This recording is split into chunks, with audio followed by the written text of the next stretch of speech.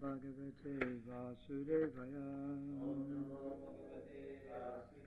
Om Namo Bhagavate Vasudevaya.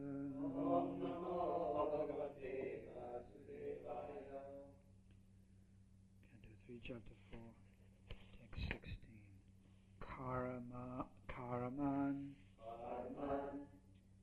Anihasya Bhavu Bhavasya Te Durgashrayo Tari Bhayat Palayanam Kalatamano Yat Pramada Yutashrama Svatman Rate Kidyati Dir Vedam Iha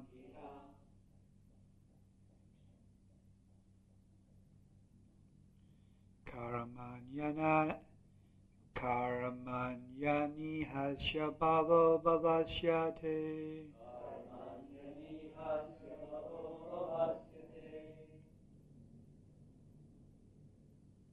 Durgashrayo Taribayat Palayanam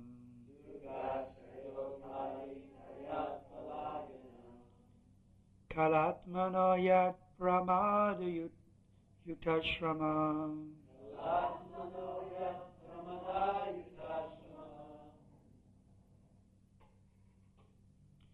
Svatman Rate Kidayati Dira Vidamiha.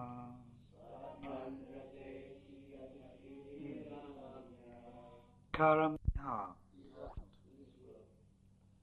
Translation: My Lord, even the learned sages become disturbed in their intelligence when they see that your greatness engages in fruitive work, although you are free from all desires, that you take birth, although you are unborn, that you flee out of fear of the enemy and take shelter in a fort, although you are the controller of invisible time, and that you enjoy household life surrounded by many women, although you enjoy in yourself.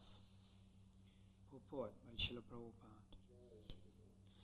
Pure devotees of the Lord are not very much concerned with philosophical speculation in regard to transcendental knowledge of the Lord. Nor is it possible to acquire complete knowledge of the Lord. Whatever little knowledge they have about the Lord is sufficient for them, because devotees are simply satisfied in hearing and chanting about the transcendental pastimes of the Lord. This gives them all transcendental bliss.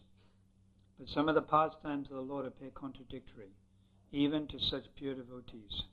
And thus Uddhava asked the Lord about some of the contradictory incidents in his pastimes. The Lord is described as having nothing to do personally, and is actually so because even in the creation and sustenance of the material world, the Lord has nothing to do. It seems contradictory then to hear that the Lord personally lifts the Govardhan hill for the protection of his unalloyed devotees. The Lord is the Supreme Brahman, the Absolute Truth, the personality of Godhead, appearing like a man. But Uddhava had doubts whether he could have so many transcendental activities. There is no difference between the personality of Godhead and the impersonal Brahman. How can the Lord have so many things to do? How then can the Lord have so many things to do? Whereas the impersonal Brahman is stated to have nothing to do either materially or spiritually. If the Lord is ever unborn, how then is he born as the son of Vasudeva and Devaki? He is fearful even to Kala, the supreme fear, and yet the Lord is afraid of fighting Jarasandha and takes shelter in a fort. How can one who is full in himself take pleasure in the association of many women? How can he take wives and, just like a householder, take pleasure in the association of family members, children, relatives, and parents? All these apparently contradictory happenings bewilder even the greatest learned scholars, who, thus bewildered, cannot understand whether inactivity is a fact or whether his activities are only imitations. The solution is that the Lord has nothing to do with anything mundane. All his activities are transcendental. This cannot be understood by the mundane speculators. For the mundane speculators, there is certainly a kind of bewilderment. But for the transcendental devotees, there is nothing astonishing in this. The Brahman conception of the absolute truth is certainly the negation of all mundane activities. But the Para-Brahman conception is full of transcendental activities. One who knows the distinction between the conception of Brahman and the conception of the Supreme Brahman is certainly the real transcendentalist. There is no bewilderment for such a transcendentalist. The Lord himself also declares in Bhagavad Gita chapter 10 text 2, even the great sages and demigods can hardly know anything about my activities and transcendental potencies. The right explanation of the Lord's activities is given by Grandfather Bhishmadev, Bhagavatam 1.9.16, as follows. Do we have a Bhagavatam 1.9.16? Because it's got the Sanskrit, no English. I should read it. So I'll just read it. Prabhupada finishes just by saying the Sanskrit. Nahya asya kahichid rajan umam veda vidhit situm yad vijinasya yukta muyanti kavayo pihi. English translation again. My Lord, even the learned sages become disturbed in their intelligence when they see that your greatness engages in fruitive work, although you are free from desires. That you take birth, although you are unborn. That you flee out of fear of the enemy and take shelter in a fort, although you are the controller of invincible time. And that you enjoy household life surrounded by many women, although you enjoy in yourself.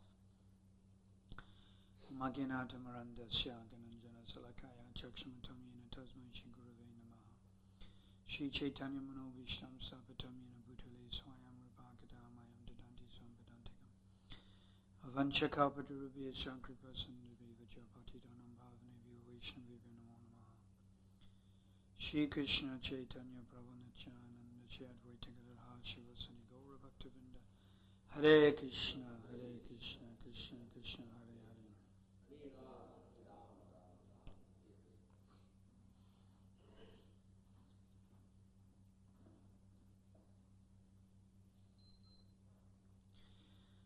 So, within this verse, there are many apparent, seemingly, statements of contradiction being presented. And these contradictions regarding the activities of the Lord are so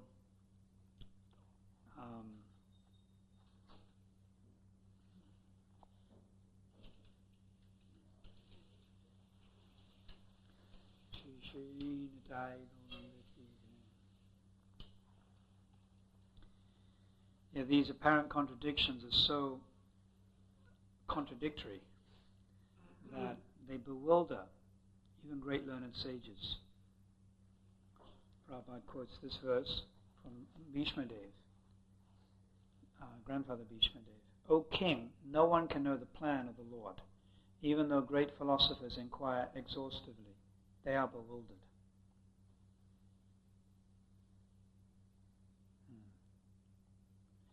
So,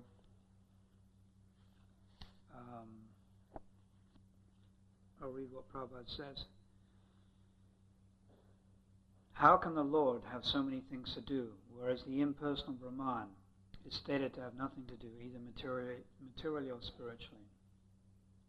And now Prabhupada explains the contradictions. If the Lord is ever unborn, then how is he born as the son of Vasudeva and Devaki? If he is fearful even to color, the supreme fear, and yet the Lord is afraid of fighting Jarasandha and takes shelter in a fort, how can one who is full in himself take pleasure in the association of many women? How can he take wives and, just like a householder, take pleasure in the association of family members, children, relatives, and parents? All this apparently contradictory happenings bewilder even the greatest learned scholars, who thus bewildered cannot understand whether inactivity is a fact or whether his activities are only imitations. Prabhupada mentions, first of all, Srila Prabhupada establishes the concept of the personality of Godhead as against impersonal. So, Brahmeti, Paramatmeti, Bhagavaniti, Shabdate. We understand there's three concepts, Brahman, Paramatma, and Bhagavan. So, the concept of Brahman means the bodily effulgence of the Supreme Lord, the Brahma Jayoti. Impersonal Brahman effulgence, the rays emanating from the body of the Supreme Lord. And the Paramatma realization is considered superior. It's the localized form of the Lord within the heart as the Paramatma, the Super Soul. But then the Bhagavaniti Shabdate, Bhagavan realization is considered yet superior, even more superior. So this is the absolute truth, that from which everything emanates, Janmede Sharyata, as a person, Sat Chit Ananda. Sat Chit Ananda, what does that mean? Sat Chit Ananda. You know?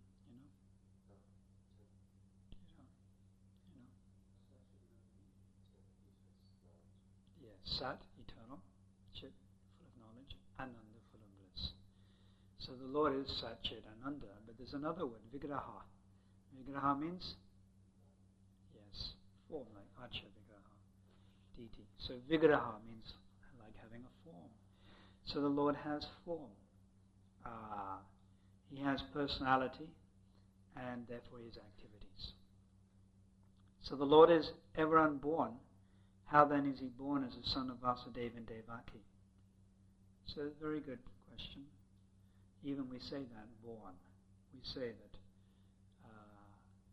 the birth of Lord Krishna. Many times we refer to the birth of Lord Krishna, just like the birth of George Washington, the birth of Abraham Lincoln, the birth of Lord Krishna. It's all sort of in the same category, it may sound like.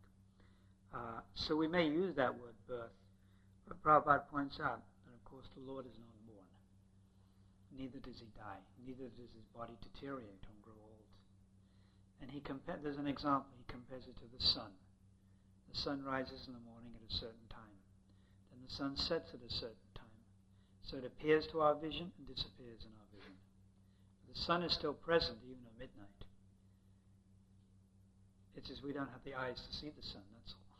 It's there for anyone to see if we can have the eyes to see it. So Krishna is present right now. Srila Prabhupada has described for a sincere devotee of the Lord is always present. He's present right now. But we don't have the eyes to see him. Even when Krishna was personally present, only a few hundred people accepted him as Krishna. Even when he was personally present 5,000 years ago, only a few hundred people accepted him as Krishna. So the sun appears, it disappears, the Lord appears, and then he disappears. He is not born. If the Lord is ever unborn, then how is he born as a son of Vasudeva and Devaki? He is fearful even to Kala, the supreme fear, yet the Lord is afraid of fighting Jarasandha and takes shelter in a fort. So when Lord Krishna had vanquished, dispatched Kamsa and his cohorts, brutally dispatched them, right? Then he stayed in Mathura. Why? Because there was some indication or message that Jarasandha may come and attack with his armies.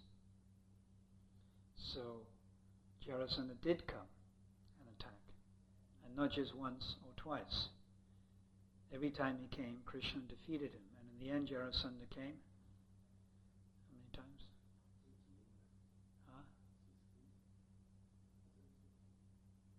Any advancement? I thought it was 17. And it's definitely between, it's not 16 because we would have remembered that because that's how many rounds you have to jump. It was 17 or 18 times. Maybe it was 18 times, it sounds about right. So Jarasandha came so many times and Krishna vanquished him. But on one occasion, Krishna actually ran away from Jarasandha. On one occasion, he ran away from Jarasandha. He ran into a cave, and he's given the name of Ranchor in that particular pastime. he ran away into a cave, and there in a cave was a pastime where the Lord had it. One sage was engaging in meditation. You know the name of the sage? Muchya Kunda. He was engaging in meditation. He was a great, powerful. Previously, he acted as a Kshatriya, and he assisted the demigods in fighting, and they awarded him a benediction. So because he worked so hard, the benediction he wanted was that he could rest for a long time. So they allowed him to sleep. But it was also mentioned that whoever wakes him up, the person he first sees with his eyes, that person will burst into flames. And the first person he sees with his eyes will burst into flames. So he was resting and sleeping in one cave, and Krishna ran away from the battlefield. I guess it was the 18th time. And Jarasandha chased him, blaspheming him. Krishna ran into this cave, and Jarasandha ran in after him and woke up Muchya-kunda, and Muchya-kunda looked at him and his body was burnt up. So the point about it is that it seems like even Kala, which means the eternal time factor, is afraid of Krishna. And yet, it also appears that Krishna is afraid of Jarasandha. So what to speak of Jarasandha? In Vrindavan, Krishna appears to be afraid of Mother Yasoda. And we have that wonderful pastime in the month of Kartik, where Krishna, he exhibited all the emotions that a young child would exhibit. A young child is mischievous. So Krishna is very mischievous. Young children, they like to examine and look everywhere. So he was looking and examining everywhere. And he found the yogurt. But himself was in fear. He was looking around all the time, glancing for Mother Yasoda. And then finally Mother Yasoda came. So now Krishna, he started to run. He started to run. Now he's not imitating. He really was running and trying to run away from Mother Yasoda. So Mother Yasoda started to run after him. Somehow Mother Yasoda caught him. But Krishna was very frightful, because Mother Yasoda had in her hand, what? Stick. So when she saw how frightened Krishna was, she put the stick down. She put it behind her back. She concealed it. It is not imitation. It is not that Krishna was imitating. He actually was really feeling it. If he was pretending, you can't pretend fear. You can't pretend fear. I mean, you can attempt to pretend it, like on a stage, a theatrical performance. Someone comes on, pretends. But Krishna wasn't pretending. He really was in a fearful condition. And this is by the influence of Yoga Maya. So by the influence of Yoga Maya, this wonderful energy of the Lord, Mother Yasoda's intelligence was covered, and she was thinking, this is my son. I have to catch him, and I have to correct him. As a joyful mother, Mother Yasoda is thinking, it is my duty to correct him. If I do not correct him, then I'm not performing my duty as a mother. So she was thinking, I'm the mother. This is Vatsalya Ras. And Krishna is my dependent son. In the Maturya world is around the other way. Our conception is that God is very great and supreme, and we are very much dependent on him, isn't it?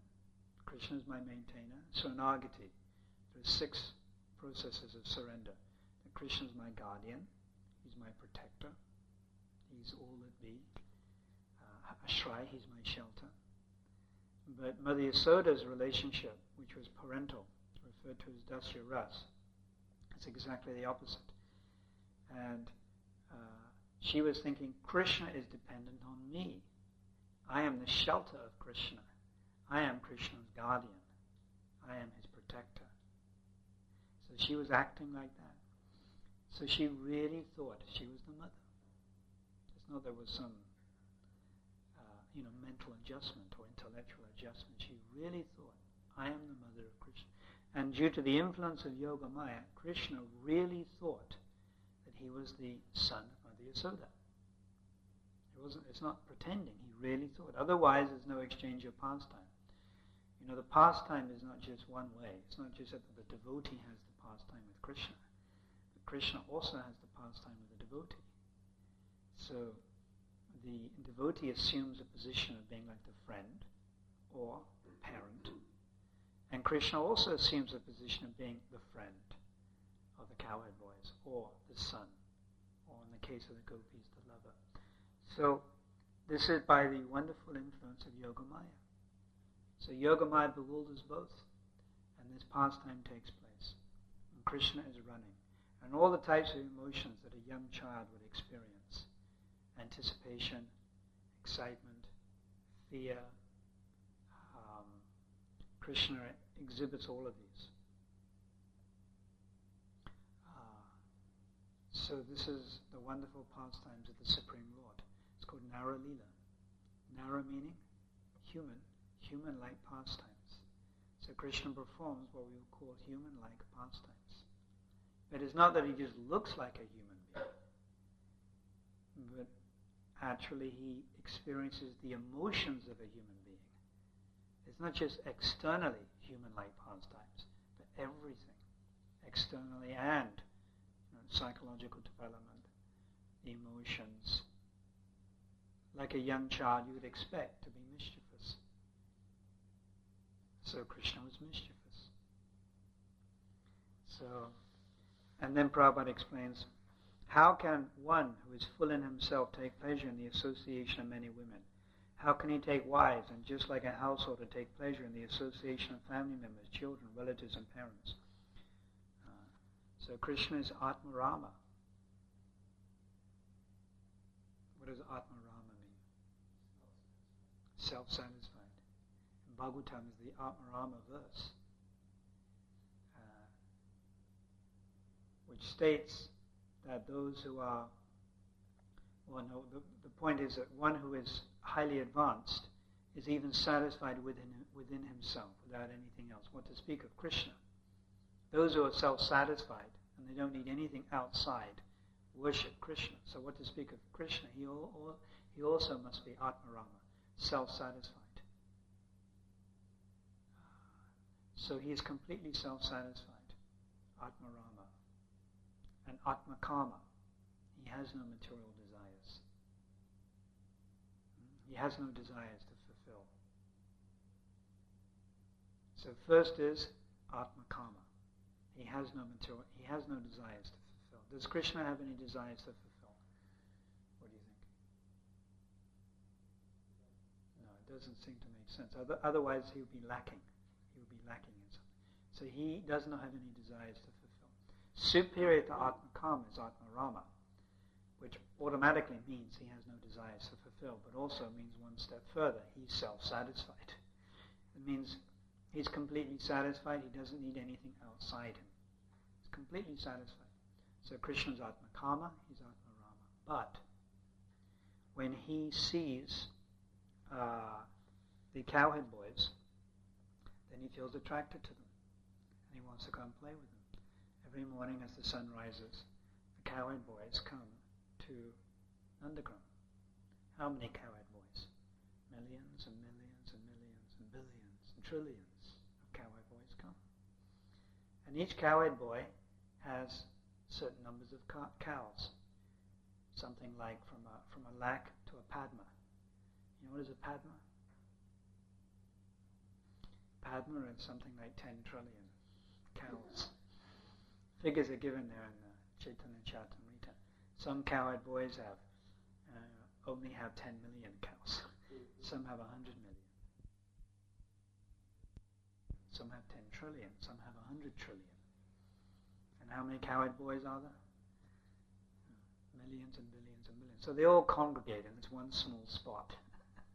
How is that? This is Sri Vrindavan now. It's not the material world. So they're all anxious to take Krishna.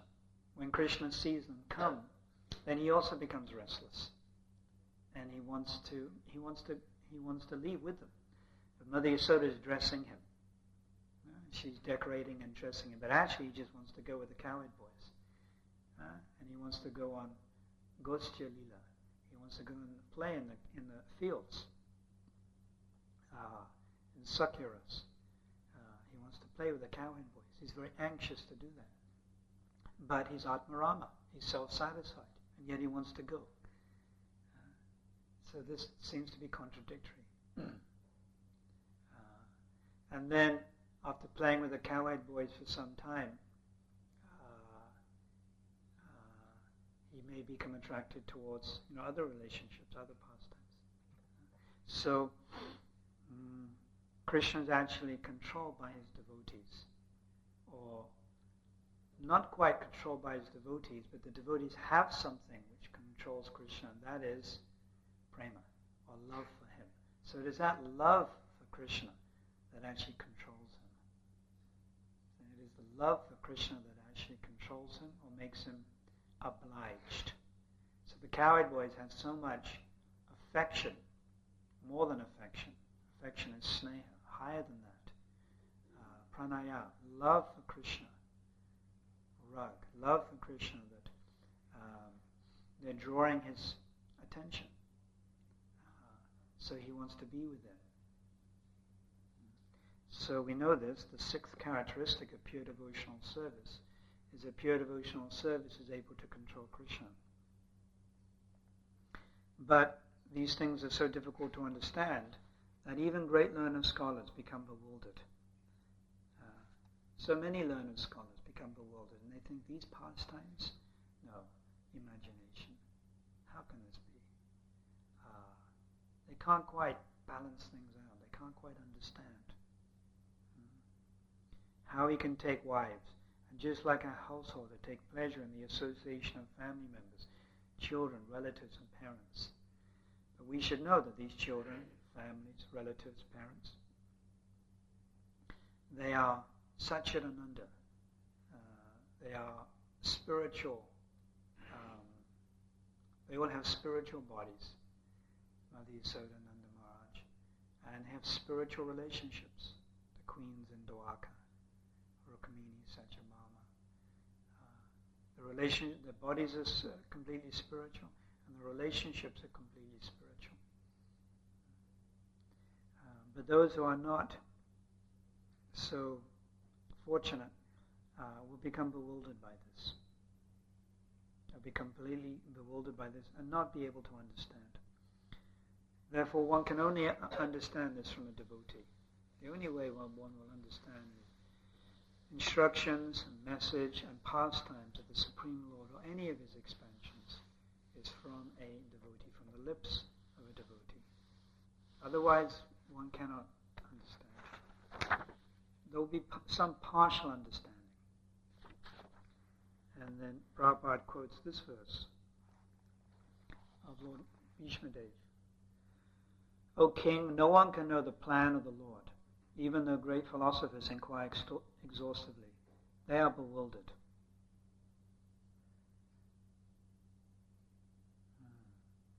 So we can apply this also to our own lives. No one knows the plan of the Lord. Krishna has a plan for each one of us. And it's a very perfect plan. It's a very expertly tailor-made plan just for us. And we're not too sure what it is. We can get some indication, perhaps, of Krishna's plan through other Vaishnavas, through our spiritual master, through other Vaishnavas. They may be able to indicate something. But even that may not always be so definite. Like I was reading, Prabhupada was saying, he was describing how he first came to America, and he was in the storefront. And then he said, some other Krishna brought you, all of you young American, European boys and girls to me one by one for training. Who could have understood what would have happened? And then slowly this movement expanded. Who could understand? Prabhupada was saying like that. So even Srila Prabhupada wasn't exactly sure what was going to happen. Although, of course, there's other pastimes of him sitting in the park in those very early days before he'd even met anyone, talking to one man, saying, the man was asking him, what does he do? And Srila Prabhupada was explaining, I am preaching and there are so many temples. There wasn't any temples. He was saying there were so many temples and so many devotees.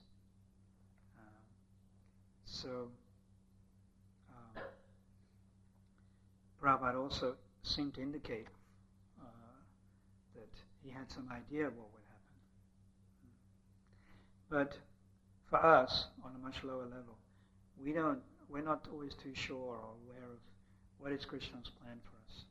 If actually we knew exactly what was Krishna's plan, then we could be very confident. But we're not. But we want to do what Krishna wants us to do. We're very anxious about. So that's like an anxiety also. One's activities have to be authorized by superiors, but even one's realizations. So from time to time it is also good to reveal one's realizations and thoughts to one's superiors or those one has faith in, so one can get one's thoughts confirmed that actually they're correct. And of course one's activities, one's service. So Vaishnava will always try to confirm his or her activities and not act or do anything independently. And there are very nice examples of this. When Srila Prabhupada, 1959, in India, then Srila Bhaktisiddhanta appeared to him in his dream and said, you should take sannyas. So Prabhupada at first thought some mistake perhaps. But then again, Srila Bhaktisiddhanta appeared. So then what did Srila Prabhupada do? He didn't immediately take sannyas. He discussed it. He got it confirmed. So the first godbrother he went to was Bhakti Tirtha, Pradeep Tirtha. And you have the present Acharya, or at that time the Gaudiya Math, who put Srila Prabhupada off a little. He said, no, first you come and join our institution and you work with us. And then in the course of time. So then Prabhupada asked another one of his godbrothers, Bhakti Pragyan Keshav Maharaj, who confirmed, yes, take sannyas. So Prabhupada did. So in other words, he got it confirmed. And then he went ahead. Even sometimes Srila Prabhupada would ask his own disciples advice. He would ask advice. What do you think about this? What do you think about that? Of course, he wouldn't necessarily take the advice, but he would ask it, and it would influence him to a certain degree. So in our activities in devotional service should always be confirmed. What type of service we're doing, what temple we serve. And one can fine-tune that, not only one's activities, but even one's course of thinking or one's certain series of realizations that one may be having. That can also be confirmed. And when it's confirmed by the Vaishnavas, it can be, in one sense, approved. And the opposite of that is to act independently, swatantra, to act independently. Which means we may go here, we may go there. I don't like this service. It doesn't suit me so much. So on a whim, one just leaves. So this is not good. One goes here, one goes there. This is not so much appreciated. Years ago, Srila Prabhupada, he sent Burijan Prabhu. He very much encouraged Burijan Prabhu to preach in the Far East. So Burijan Prabhu was preaching in Hong Kong. This is described in my Glorious Master. It's also one of the stories in the anecdote book. And Burijan Prabhu it was very difficult preaching in Hong Kong. Very, very difficult. People weren't really coming. They weren't surrendering. Whereas nearby in the Philippines, Krishna consciousness had taken root, but not in Hong Kong. Anyhow, Burijan Prabhu stuck it out. It was very difficult, but at a certain point, for different reasons, he left Hong Kong. And Prabhupada was a little disappointed.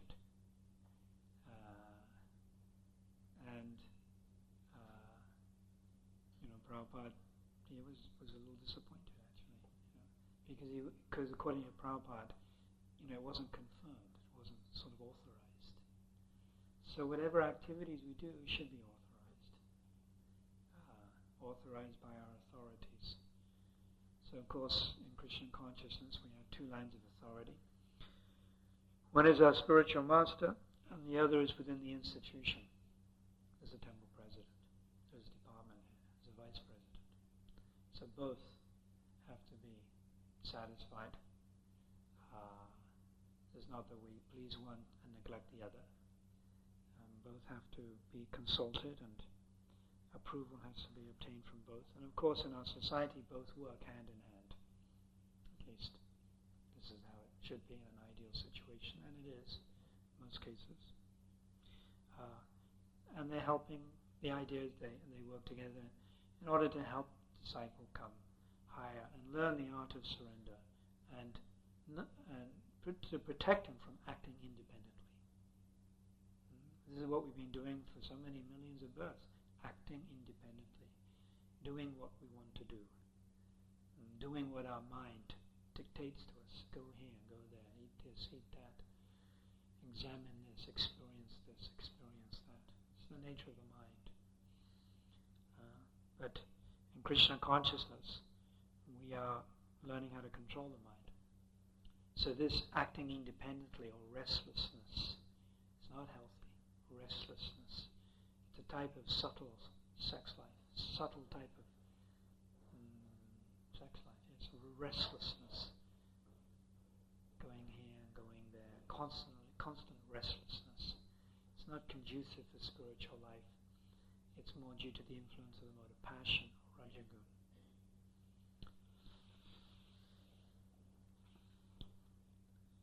So, we should always take shelter of our authority, of this society that Srila Prabhupada has created for us, and then we can peacefully advance in our Krishna consciousness. So I'll read the translation again. My Lord, even the learned sages become disturbed in their intelligence when they see that your greatness engages in fruitive work, although you are free from all desires. That you take birth, although you are unborn. That you flee out of fear of the enemy and take shelter in a fort, although you are the controller of invincible time. And that you enjoy household life surrounded by many women, although you enjoy in yourself. Any questions? Would you explain it that when Krishna experienced the pastimes, he actually, by his own yoga maya, he becomes more or less covered. So Fully covered. Fully covered. Fully covered. So usually the Mayavadis have some sort of similar conception that Krishna gets, it seems that the energy, that the yoga maya energy can cover that. Yeah. Now the Mayavadis, they say that Mahamaya covers the Lord. We are saying a Yoga Maya difference. Then, although Yoga Maya may cover Krishna, and he may think, I am the friend of the cowherd boys. I am a 7-year-old cowherd boy. He genuinely thinks that. And he has a fight with Subal. And Subal wins. And Krishna is actually defeated. Sometimes he also shows his opulence. So although he is Naralila, performing human-like pastimes, from time to time he does display his majesty, or Aishvarya, his aspect of being God. Isn't it? For instance, he's a cowherd boy. He's playing with the cowherd boys, frolicking, running around, fighting. doing the types of things that young boys do. But then he lifts up Govardhan Hill. And that proves, that that's Aishwarya. He lifts up Govardhan Hill, which weighs millions of tons. He's playing the part of running away from Mother Yasoda in fear. But then he opens his mouth, and within his mouth is the universe. So now and again, more occasionally than often, Krishna sometimes manifests his Aishwarya, his opulence. Rarely though. And the example given by Vishnu Chakravarti Thakur is that you're boiling some milk, and in that milk there's a blade of grass. So the blade of grass, it goes into the milk, and occasionally it comes to the surface, then again it's submerged.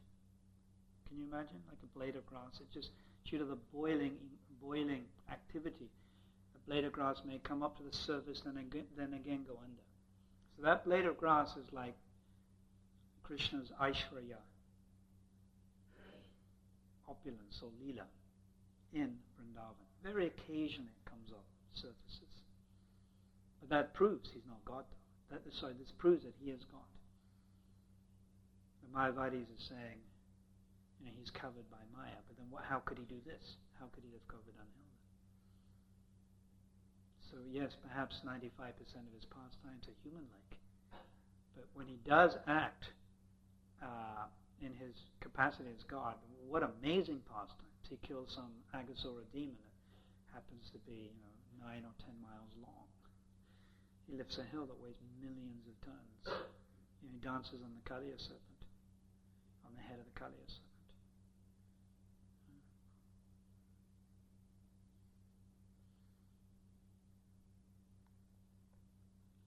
Anything else?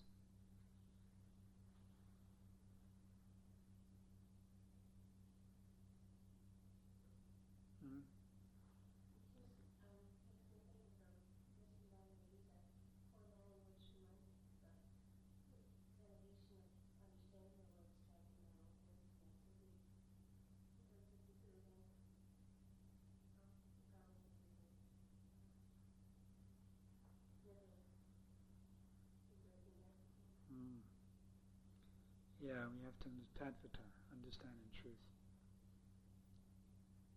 Otherwise, Krishna's pastimes are very difficult to understand. And there are many different levels of understanding his pastimes as well. And we can read, but we really want realization. Isn't it? We want realization, revelation. And this comes by mercy. Krishna or his associates say, yes, this living entity in New Jersey, in New Navadvip Dham, she is working hard. They really are trying to perform some selfless service to my mission. Then some mercy will come. And you'll get some very profound realizations. It can come from Krishna, come from Lord Chaitanya, it can come from his associates. We can get some very profound realization of perhaps something we've read. And we can advance. When they see us engaging in service like that.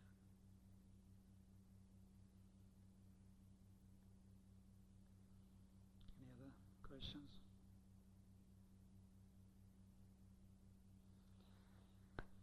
Srila Prabhupada ki jai, Shri Srinitai Gauranga ki jai, Gau Premanandi.